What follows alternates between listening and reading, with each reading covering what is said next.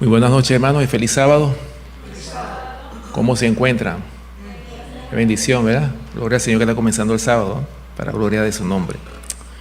Bien, como estamos en Sociedad de Jóvenes, voy a presentar en esta noche una meditación que tiene que ver con los jóvenes, especialmente los jóvenes menores de 100 años. ¿Ok? Entre eso estamos nosotros, ¿verdad? Todos. Sí, así es. Bien, el mensaje, voy a presentar un mensaje muy importante, ¿no? Y a veces nos preguntamos por qué los jóvenes y los hombres en el pasado, en la Biblia, las historias que encontramos en la Biblia, que son hechos reales, siempre yo hago énfasis en esto, ¿no? ¿Por qué tuvieron tanto éxito? ¿Por qué fueron hombres que, a pesar de los errores que cometieron, finalmente alcanzaron la victoria? ¿Por qué razón? Y en esta noche voy a presentar el mensaje. Vamos a ver si me da tiempo, porque hay varias citas aquí que me gustaría compartir con ustedes en relación a este mensaje que se titula La educación de Dios para la juventud. ¿Okay? Sobre todo este mensaje de la educación. Un mensaje, quizás un mensaje que trae mucha controversia también. Quizás a veces nosotros no entendemos cuál es la educación que Dios aprueba. Muy importante que nosotros entendamos esto. Es un tema un poquito difícil, pero ¿qué dice Dios en relación a este mensaje? Bien, vamos a comenzar primeramente. Hay un versículo que nosotros conocemos todos, ¿verdad? Que está en Proverbios capítulo 22, versículo 6. Vamos a comenzar abriendo nuestras Biblias, leyendo este versículo. Proverbios capítulo 22, versículo 6. Y aquí vamos a ver, hermanos, la importancia, cómo se debe instruir al joven, al hijo desde que nace. Proverbios capítulo 22, versículo 6 dice: instruye al niño en su camino, y aun cuando fuere viejo, no se apartará de él. ¿Confiamos en esta promesa? Sí, ¿verdad? Muchas veces podemos ver nosotros cómo la juventud se ha apartado.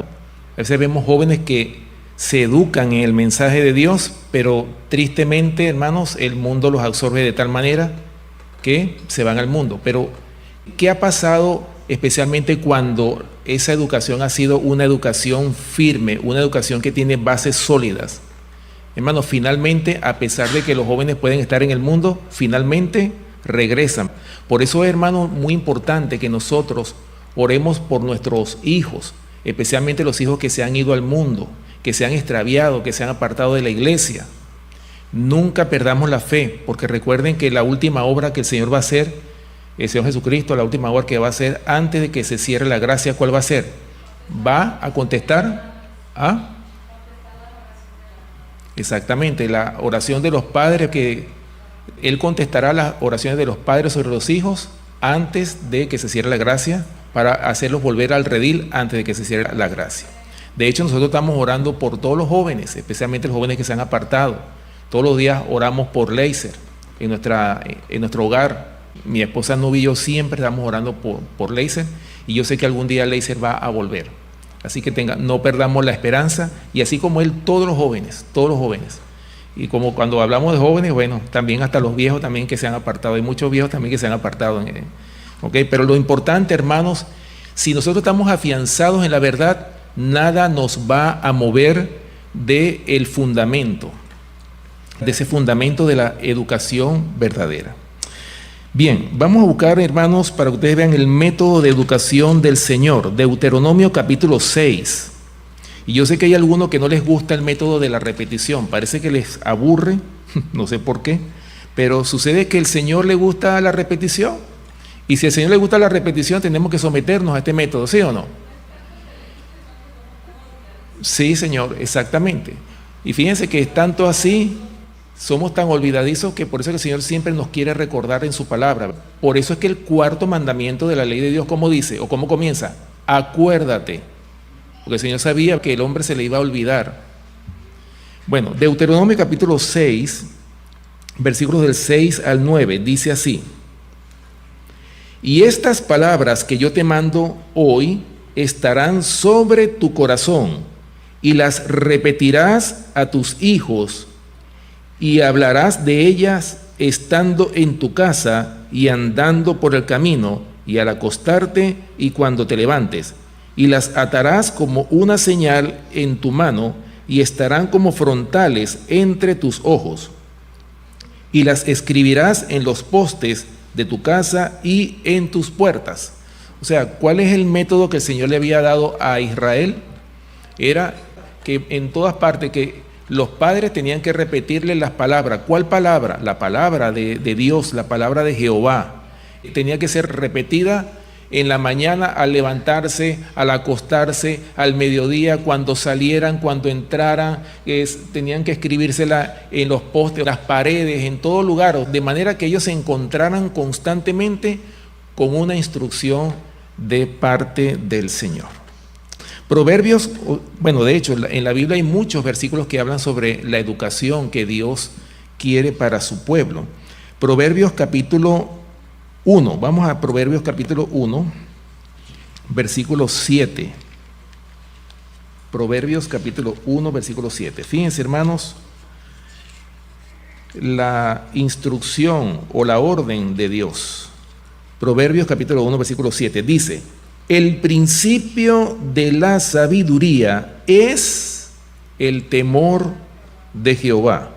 Los insensatos desprecian la sabiduría y la enseñanza. Estas mismas palabras también están en el capítulo 9. Vamos al capítulo 9, versículo 10. Dice: el temor de Jehová es el principio de la sabiduría, y el conocimiento del Santísimo es la inteligencia. ¿De qué manera podemos nosotros adquirir inteligencia? Es a través del estudio de la palabra de Dios. En el libro Profetas y Reyes, si no me equivoco, hay un capítulo que habla de cómo el estudio de la palabra de Dios abre el entendimiento de tal manera que hasta el más ignorante se hace sabio. O sea, hermanos, no hay libro que se compare con la Biblia. Yo creo que este es el libro que más se ha impreso en el mundo, ¿no? La palabra de Dios. ¿Y cómo el mundo tiene la palabra de Dios, hermanos? Tristemente, la han despreciado, la gente ya no cree. Hay gente que cree en todo menos en lo que tienen que creer. Por eso, hermanos, es que nosotros como pueblo necesitamos siempre estar en contacto con su palabra. ¿Por qué? Va a llegar el día en que nosotros no vamos a tener la Biblia, o va a llegar el día en que se van a levantar todos estos hombres que se están levantando, como hemos hablado en estos días. Por ejemplo, cuando se hablaba de que ya no, eso de la separación de iglesia y Estado, eso ha sido mal interpretado. Imagínense, si han dicho eso, no se extrañen que más adelante digan, no, es que la Biblia ha sido mal interpretada. O sea, el relativismo, como decía el pastor, el relativismo, porque no, tú puedes interpretar la Biblia a tu manera o como tú la entiendas. No es como tú la entiendas, es como Dios se la transmitió a sus siervos los profetas. La palabra de Dios tiene una sola interpretación. Pero tristemente, ¿por qué existen tantas religiones? Hermanos, porque cada quien le ha dado una interpretación a su manera, un sentido diferente, y por eso es que hay tantas religiones, hermanos, que están apartadas completamente de la verdad. Por eso es, hermanos, es que el Señor dijo en Juan capítulo 5, versículo 39, escudriñad las Escrituras porque a vosotros os parece que en ellas tenéis la vida eterna y ellas son las que dan testimonio de mí. Eso dijo el Señor. Y escudriñar no es solamente una simple lectura, sino es, hermano, un estudio profundo de su palabra, comparar texto con texto. ¿Para qué? Para que podamos entender qué es lo que el Señor nos quiere decir a través de su palabra. Segunda de Timoteo capítulo 3. ¿Cuál fue la instrucción que le dio Pablo, inspirado por el Espíritu Santo, por supuesto, al joven Timoteo? Espero pues que, así como este joven Timoteo, que era muy amado por Pablo, espero que haya muchos Timoteos, ¿verdad?, aquí en esta iglesia, ¿no? Especialmente los jóvenes, Christopher, Alistair, Camar, todos los niños que llegan a ser los Timoteos modernos. Bien, 2 Timoteo capítulo 3, versículos 16 y 17. Fíjense, hermano, la instrucción que le da el apóstol Pablo a Timoteo. Recuerden que Timoteo fue el sucesor de Pablo, o sea, Pablo le entregó el ministerio a Timoteo, cuando ya Pablo dijo: he acabado la carrera, he guardado la fe, por lo demás me está guardada la corona de vida, el cual me dará el Señor juez justo y santo, y no solo a mí, sino a quienes, a todos los que amen su venida. O sea, Pablo sabía que lo iban a decapitar, él sabía todo lo que le iba a pasar. Pero fíjense, hermanos, que Pablo estaba ya tranquilo, ya el Señor le había mostrado en vida que él había sido sellado para vida eterna. Y por eso es que Pablo le entrega su ministerio al joven Timoteo para que continuara la labor, pues, el trabajo. Escuchen bien lo que dice 2 Timoteo capítulo 3, versículos 16 y 17. Dice: toda la escritura es inspirada por Dios y útil para enseñar, para redarguir, para corregir, para instruir en justicia, a fin de que el hombre de Dios sea perfecto, enteramente preparado para toda buena obra.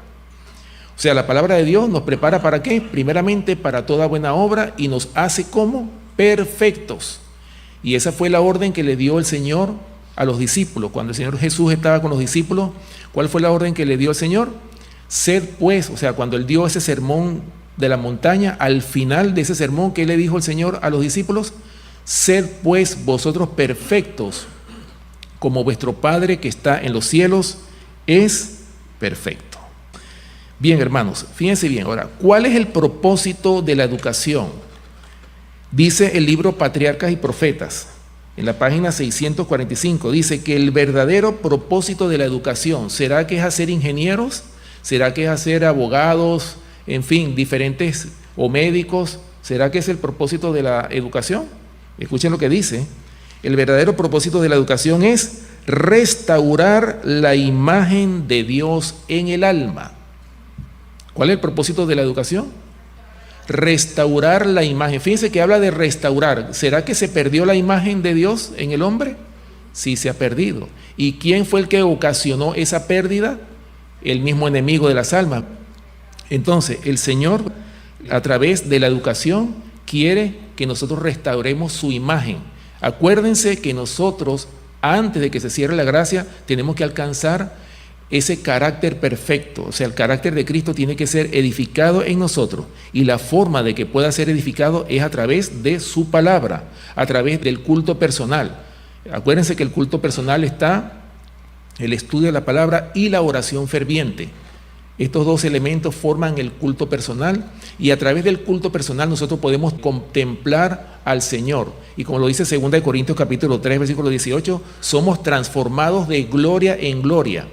O sea, a medida que contemplemos al Señor. Pero si contemplamos el mundo, las cosas del mundo, ¿en qué nos vamos a convertir o a transformar? En mundanos, ¿verdad?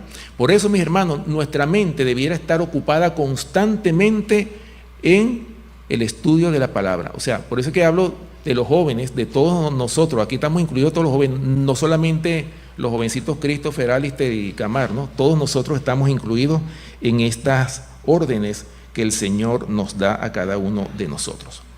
Bien, voy a poner algunos ejemplos. Yo no sé si me dará el tiempo, ojalá, pero este es un tema muy importante, aprovechando pues que estamos en la sociedad de jóvenes. Vamos a ver algunos ejemplos de jóvenes que alcanzaron el éxito a través de una educación cristiana genuina. Bueno, ustedes saben muy bien, hermanos, Moisés. ¿Quién fue Moisés?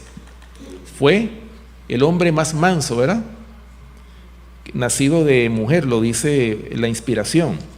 Vamos a Éxodo capítulo 2 para que ustedes vean, hermanos, qué pasó cuando se dio la orden de matar a todos los varones. ¿Cómo nació Moisés en ese tiempo? Fíjense bien. Voy a leer Éxodo capítulo 2, versículos del 1 al 10. Dice: un varón de la familia de Leví fue y tomó por mujer a una hija de Leví, la que concibió y dio a luz un hijo, y viéndole que era hermoso, le tuvo escondido 3 meses.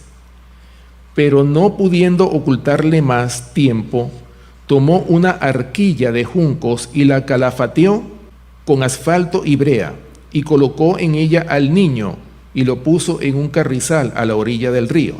Y una hermana suya se puso a lo lejos para ver lo que le acontecería. Y la hija de Faraón descendió a lavarse al río, y paseándose sus doncellas por la ribera del río, vio ella la arquilla en el carrizal, y envió una criada suya a que la tomase. Y cuando la abrió, vio al niño, y aquí que el niño lloraba, y teniendo compasión de él, dijo: de los niños de los hebreos es este.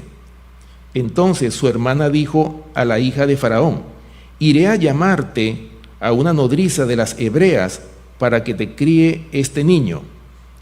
Y la hija de Faraón respondió: ve entonces. Fue la doncella y llamó a la madre del niño, a la cual dijo la hija de Faraón: lleva a este niño y críamelo, y yo te lo pagaré. Y la mujer tomó al niño y lo crió. ¡Qué bendición! Bueno, ustedes saben muy bien que esto ya estaba, Dios había dirigido todo esto para que Moisés recibiera no la educación de los egipcios, sino la educación ¿de qué? De los hebreos. Y ya nosotros vemos en la historia cómo este niño fue creciendo, y después que creció, la hija de Faraón lo tomó y le dieron la educación egipcia.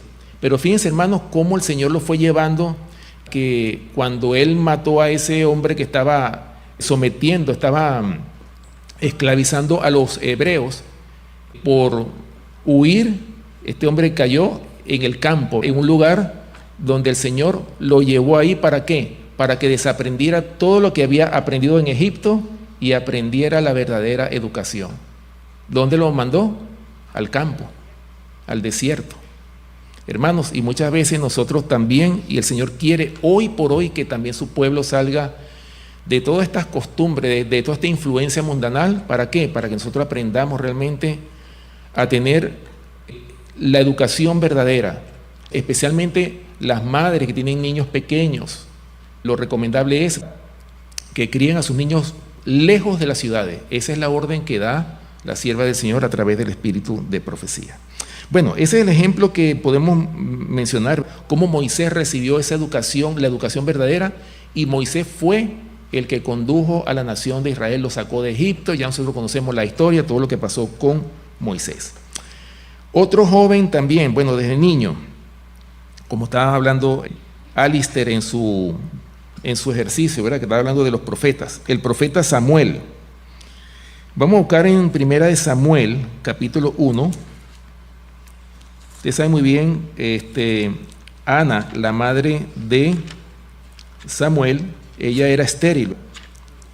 ¿Y qué pidió ella? Ella pidió en oración que Dios le concediese, si le iba a conceder un hijo varón, ella lo iba a dedicar a Jehová.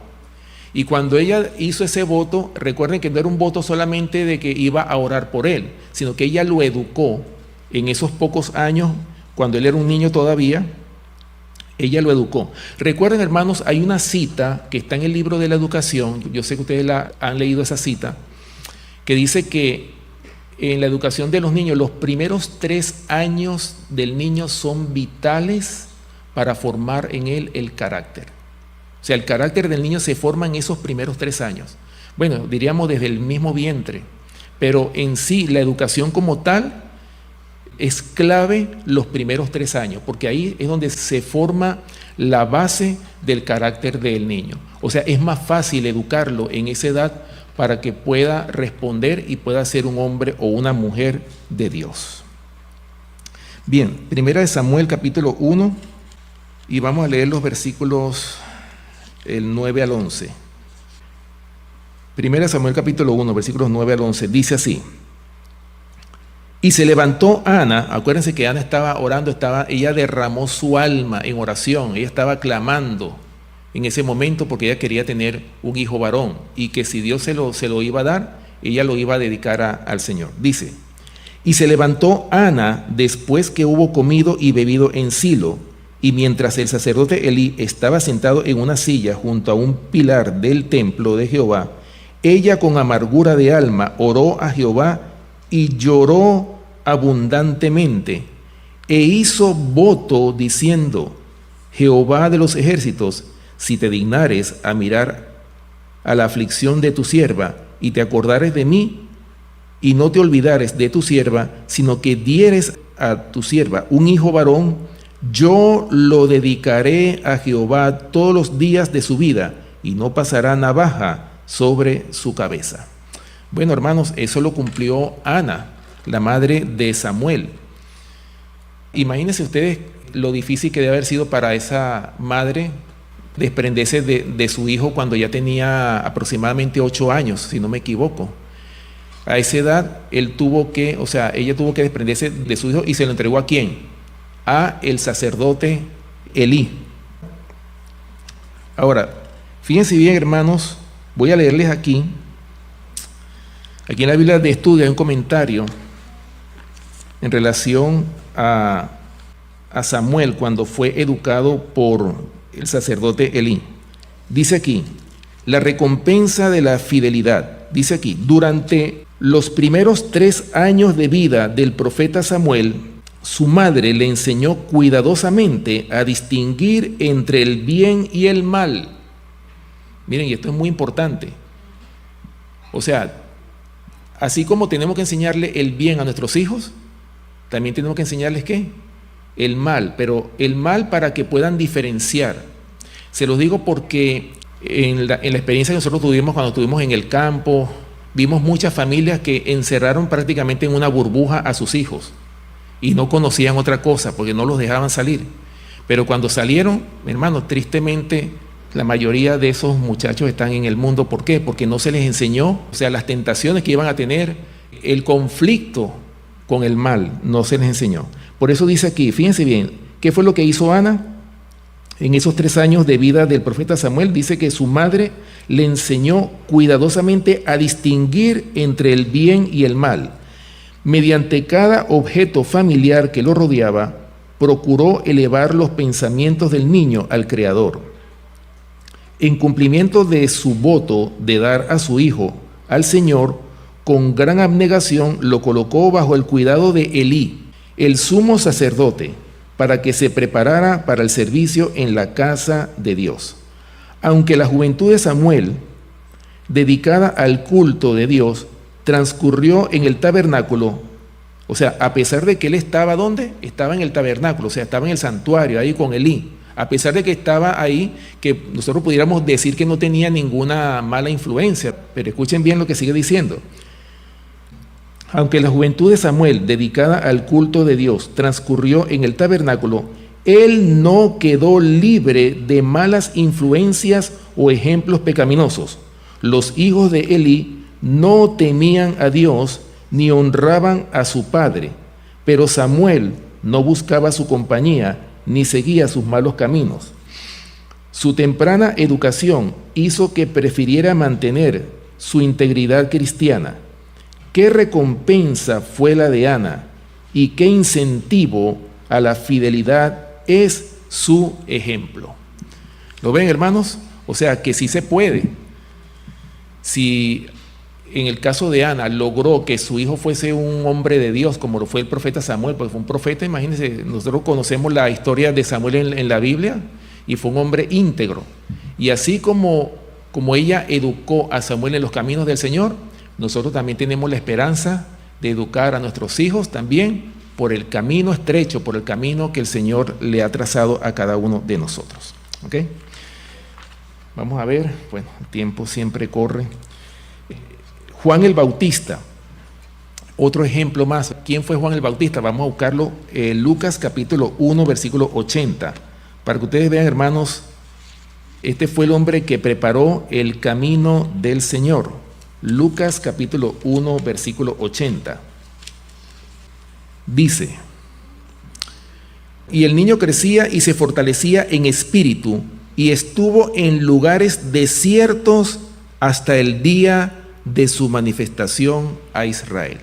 ¿Dónde fue educado Juan el Bautista? En el campo. Era un hombre de campo, en el desierto, en un lugar que estaba apartado completamente de malas influencias. Pero fíjense bien, hermanos, que fue educado en ese lugar ¿hasta cuándo? Hasta el día de su manifestación a Israel. O sea, que llega el día en que él tiene que presentarse ante toda persona, bien sea creyentes, no creyentes, pero ya cuando la persona está preparada para eso, es cuando llega el momento para que esos hijos que se han educado en el temor de Dios puedan entonces salir cuando estén afianzados en la verdad, y aún así, hermanos, uno corre peligro. Bueno, escuchen bien, hermanos, aquí mismo en la Biblia de Estudios, también hay un comentario que habla sobre la educación que recibió Juan el Bautista. Escuchen bien el comentario de este versículo que les acabo de leer de Lucas capítulo 1, versículo 80. Dice aquí: ninguna escuela era adecuada. Así se titula el comentario de esta cita. Dice: había una gran obra designada para el profeta Juan, pero no había ninguna escuela en la tierra a la cual pudiera asistir. O sea, ni siquiera la de los rabinos, de los escribas y los fariseos, o sea, para ser un teólogo, nada de eso. O sea, ninguna escuela era adecuada ¿para qué? Para la misión que tenía que cumplir Juan el Bautista. Y sigue diciendo: debía adquirir su conocimiento lejos de las ciudades. ¿Dónde tenía que adquirir su conocimiento? Lejos de las ciudades, en el desierto. Y escuchen bien cuáles eran los libros de texto de Juan el Bautista. Dice: las escrituras del Antiguo Testamento, número 1, Dios, número 2, y la naturaleza que él había creado, número 3, debían ser sus libros de estudio. Dios estaba capacitando a Juan para su obra de preparar el camino del Señor. Imagínense ustedes, hermanos, ¿cuáles fueron los libros de texto de Juan el Bautista? ¿Será que estudió teología? ¿Será que estudió hermenéutica? Tantas cosas. Y miren cómo el Señor lo educó. Fue el hombre más grande nacido de mujer, el hombre que preparó el camino del Señor. Hermanos, y así como estos hombres tuvieron ese gran éxito, también nosotros podemos tener ese éxito también en la educación de los niños. Ok, dice aquí en el libro La conducción del niño, que es un libro que todo padre, toda madre debería de leer, y este es un libro que se recomienda mucho antes de que una pareja se case, antes de que tengan hijos. Deberían de leer completamente este libro de La conducción del niño. Pero dice aquí en la página 39, dice lo siguiente: el primer libro de texto del niño. Vamos a ver cuál es el primer libro de texto del niño. Dice aquí: la Biblia debería de ser el primer libro de texto del niño. ¿Cuál es el primer libro que debería tener el niño? La Biblia, la palabra de Dios. De este libro los padres han de dar sabias instrucciones. La palabra de Dios ha de constituir la regla de la vida. De ella los niños han de aprender que Dios es su Padre, y de las hermosas lecciones de su palabra han de adquirir un conocimiento de su carácter. ¿Se dan cuenta, hermanos, de qué manera podemos nosotros tener el carácter de Cristo edificado en nosotros? Es a través, hermanos, del estudio de su palabra. Aquí lo dice también. Dice aquí: por la inculcación de sus principios deben aprender a hacer justicia y juicio. ¿Ok?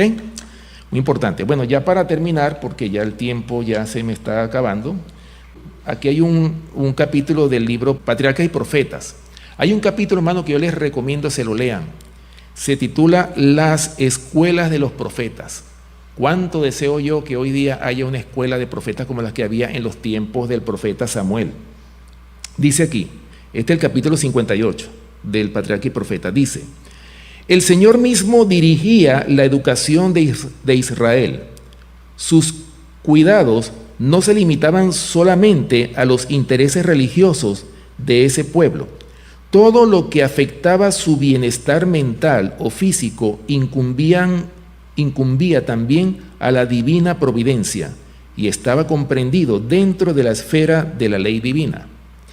Dios había ordenado a los hebreos, oigan esto, que enseñaran a sus hijos lo que Él requería y que les hicieran saber cómo había obrado con sus padres.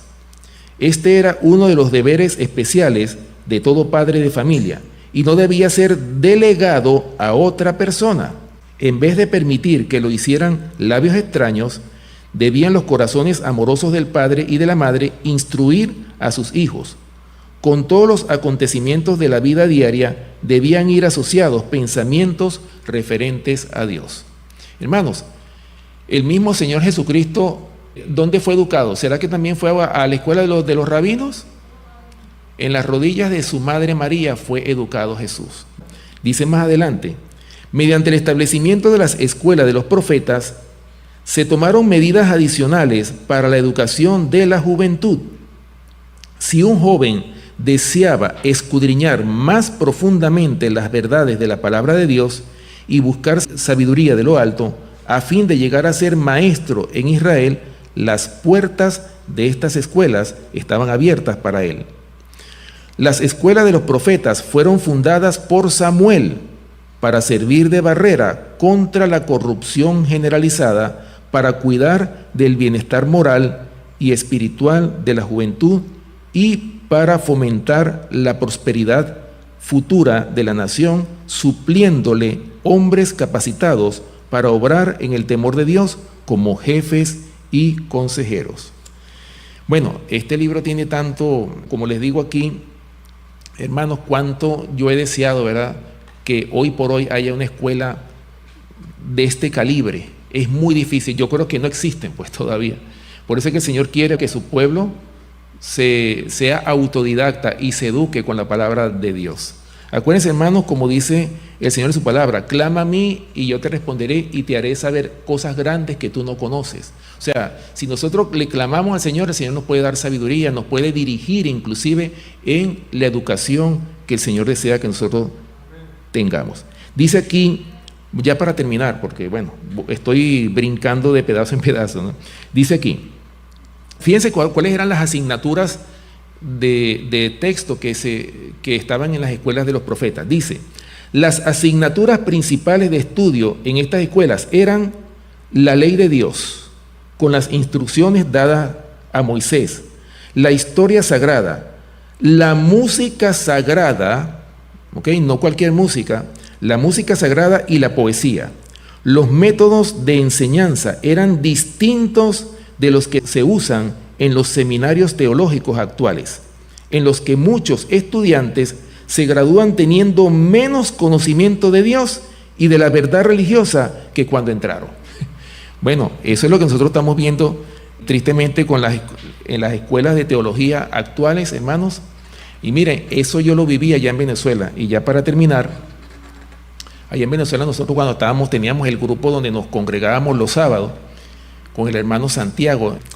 Este hermano me dice a mí, Rancés, prepárate un tema porque van a asistir este sábado 2 pastores recién graduados de la conferencia y ellos nos van a visitar a nosotros. Y digo, wow, ¿qué le voy a yo enseñar a un pastor, no? Me preguntaba yo. Bueno, hermanos, yo en oración le pedí al Señor 2 veces, eso fue así, Señor, ¿qué voy a presentarle a esta gente si más bien ellos, yo tengo que aprender de ellos, pues, que son pastores? Hermanos, y el Señor me indicó que les enseñaran los 10 mandamientos de la ley de Dios. Yo, ¿qué? No puede ser. Si ellos eso lo saben ya hasta de memoria, deben sabérselo. Hermanos, y el Señor me insistió, eso fue así en oración. Hermanos, y yo cuando presenté ese tema, yo decía, Dios mío, pero, y esta gente, y ellos me veían así como con cara serio, así. Y yo decía, oye, este tema yo creo que les es aburrido para ellos, porque esto se lo saben ellos, ¿no? Y después cuando yo terminé mi presentación, uno de ellos se levanta y dice, yo nunca había escuchado un mensaje tan maravilloso como este mensaje, porque nunca nosotros nos enseñaron eso en la Universidad de Adventista. Digo, wow, entonces ahora entiendo por qué el Señor me mostró que que presentara ese tema sobre la ley de Dios. Hermanos, a veces uno cree que en los institutos de teología, ellos, cuando sale alguien egresado de ahí, ellos saben más que uno, hermano, y es todo lo contrario, tienen menos conocimiento, así como lo acabamos de leer aquí en el libro de Patriarca y Profeta, en la escuela de los profetas. Cuando salen tienen menos conocimiento de Dios que cuando entraron. Por eso, hermanos, es que el Señor, en el caso de Juan el Bautista, como lo leímos, el Señor dice, o sea, ninguna escuela era adecuada para Juan el Bautista. Y para nosotros también, hermano, porque si nosotros vamos a estudiar teología como para aprender más de la palabra de Dios, cuidado si no salimos con menos conocimientos del que entramos. Por eso, mis hermanos, el Señor quiere que nosotros nos preparemos, pero que nos preparemos en la sana doctrina. Es muy difícil conseguir una escuela en la verdad presente. Es muy difícil. Yo creo que en estos tiempos no hay ninguna. Por eso que el Señor quiere que su pueblo se prepare y el Señor nos dice, escudriñad las Escrituras porque a vosotros os parece que en ellas tenéis la vida eterna y ellas son las que dan testimonio de mí. Bueno, había muchas citas más que presentar, pero bueno, por el factor tiempo no se pudo. Así que bueno, ojalá que sea para gloria del Señor y especialmente, no solamente para los niños y los jóvenes, para nosotros también necesitamos prepararnos porque, hermanos, estamos en el tiempo, en la recta final de este gran conflicto, este conflicto cósmico que comenzó desde el Génesis. Esto pronto se va a terminar, Cristo viene pronto y el Señor quiere que estemos preparados para el gran encuentro con nuestro gran Dios y Salvador Jesucristo. Que el Señor les bendiga. Vamos entonces a concluir con una oración. Los que puedan, acompáñenme de rodillas.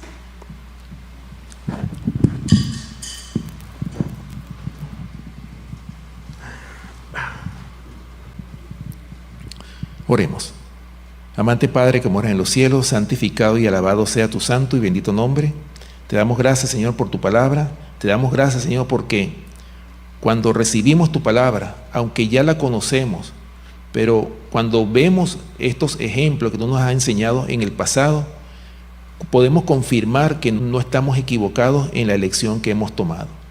Te rogamos, Señor, en esta hora que nos ayudes a que cada día nos podamos preparar, porque sabemos que tu venida está cerca, que pronto tú vienes a buscar a tu pueblo y que este mundo lleno de maldad, de enfermedad, de muerte, de tristeza, de dolor, ya pronto esto se va a terminar. Y por eso te rogamos, Señor, en esta hora que nos ayudes a prepararnos y que podamos estar de pie en ese día, que podamos, Señor, recibir ese sello del Dios vivo en nuestra frente, que nos podamos preparar para que cuando tú vengas nos podamos ir contigo a las mansiones celestiales. Acompaña, Señor, a tu pueblo en todo lo ancho y lo largo de este mundo y ayúdanos, Señor, a que ahora que vamos a irnos a nuestros hogares, acompáñanos a todos, a nuestros hermanos que van a la distancia, Señor, que tú los cuides, los protejas de accidentes y de todo peligro, y que el día de mañana podamos regresar aquí para alabar y glorificar tu nombre y que podamos gozarnos en tu palabra y que tu palabra pueda tener cabida amplia en nuestros corazones. Gracias por tu palabra, Señor, acompáñanos en esta noche, guárdanos de todo peligro y de todo mal. Te lo pedimos todo en el nombre santo y poderoso de nuestro amante Salvador, Cristo Jesús. Amén. Dios les bendiga.